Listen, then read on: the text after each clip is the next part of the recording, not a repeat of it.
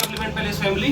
जैसे आप लोगों ने सब पोल में वे प्रोटीन को चूज किया था, वे प्रोटीन पे इन्फॉर्मेशन की इंक्वायरी डाली थी, तो हम वे प्रोटीन के बारे में कुछ छोटी सी इन्फॉर्मेशन लेके आए हैं। बेसिकली वे प्रोटीन जो है दूध में पाया जाता है। गाय के दूध के अंदर 87% पानी होता है, 13% सॉलिड होता है। तो उस 13% सॉलिड में से 27% प्रोटीन होता है, और जो 27% प्रोटीन है उसमें से 20% आपका वे प्रोटीन होता है, 80% आपका केसीन होता है।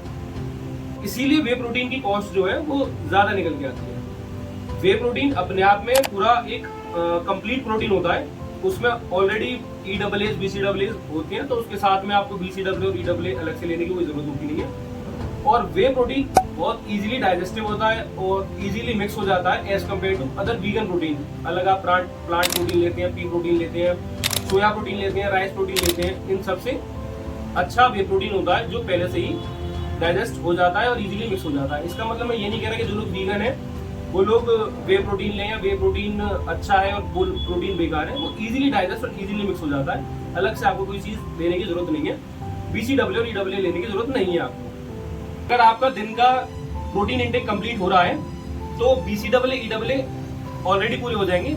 पर अगर आप ये सोचेंगे BCAA और EAA अगर आप लोग ले रहे हैं तो आपका वे प्रोटीन पूरा हो जाए, तो ऐसा नहीं होने वाला। और बहुत से लोग ये वाले मिथ फैलाते हैं मार्केट में। बहुत सारी ऐसी कंपनियां हैं जो वुमेन्स का प्रोटीन अलग निकाल रही हैं या कीटो वाला प्रोटीन अलग निकाल रही हैं। ऐसा कुछ भी नहीं होता, ये सब मिथ है, आप इन चक्करों में ना पड़े।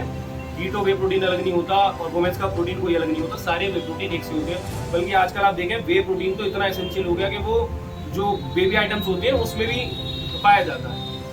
और एक मेरी तरफ से ये जानकारी और मैं देना चाहूंगा कि आप लोग अगर किसी वे प्रोटीन को चूज करते हैं तो उसकी सर्विंग साइज के हिसाब से उसको देखा करें कि अगर कोई कंपनी 100 ग्राम प्रोटीन में आपको 100 ग्राम के स्कूप में 50 ग्राम प्रोटीन दे रही है, वहीं कोई दूसरा ब्रांड आपको 32 ग्राम के स्कूप में 27 ग्राम प्रोटीन दे रहा है, तो आप ये देखें कि जो 50 ग्राम प्रोटीन दे रहा है पर तब भी वो इंफीरियर है, और जो 27 ग्राम प्रोटीन दे रहा है वो उससे सुपीरियर है।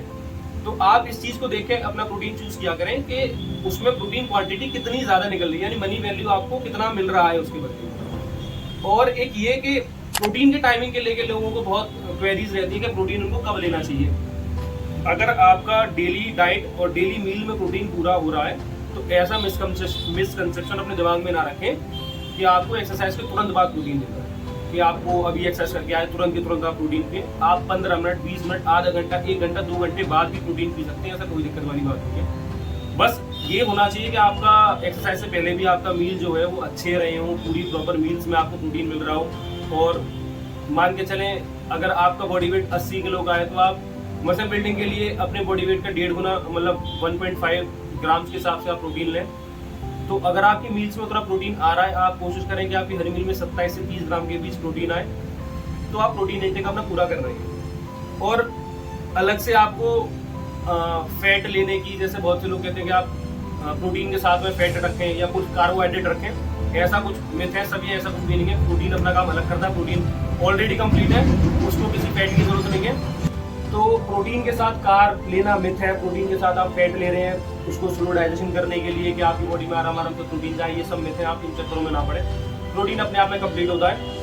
प्रोटीन के साथ अगर आप फैट लेके चल रहे हैं तो उसका मतलब ये हो गया कि आप पानी के साथ आपने तेल की बूंद डाल दी, तो पानी अपना काम अलग करेगा, तेल की बूंद अपना काम अलग करेगी, इसका कोई मिथ नहीं है, कोई मतलब नहीं। अपनी डाइट में कोशिश करें कि हर 2 से 3 घंटे बाद एक मील हो जिसमें 27 से 30 ग्राम के बीच प्रोटीन हो, और उस प्रोटीन में ल्यूसीन भी शामिल हो जाए। और कोशिश मेरी तरफ से रिकमेंडेशन ये है कि आप WPC लें, यानी वे प्रोटीन कंसंट्रेट लें, वो वैल्यू ऑफ मनी ज़्यादा है बजाय वे प्रोटीन आइसोलेट या वे प्रोटीन हाइड्रोलाइज की, वो ज़्यादा अच्छा काम करता है। और कुछ कंपनियां प्रोटीन स्पाइकिंग भी करती हैं, जैसे कि लेवल पे लिखा हुआ 25 ग्राम प्रोटीन, 27 ग्राम प्रोटीन पर स्कूप में, पर वो प्रोटीन को पूरा करने के लिए उसमें और ज़्यादा कुछ अमीनो एसिड्स डाल देते हैं, glycine, glutamine, taurine, creatine etcetera, अलग अलग चीज़ें डाल देते हैं, जिसका कोई मतलब नहीं होता, वो सिर्फ प्रोटीन स्पाइकिंग कर रहे हैं।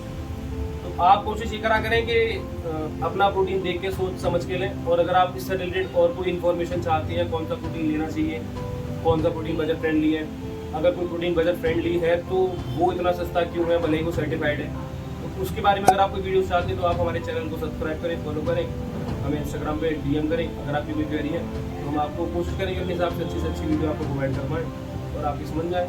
Thank you.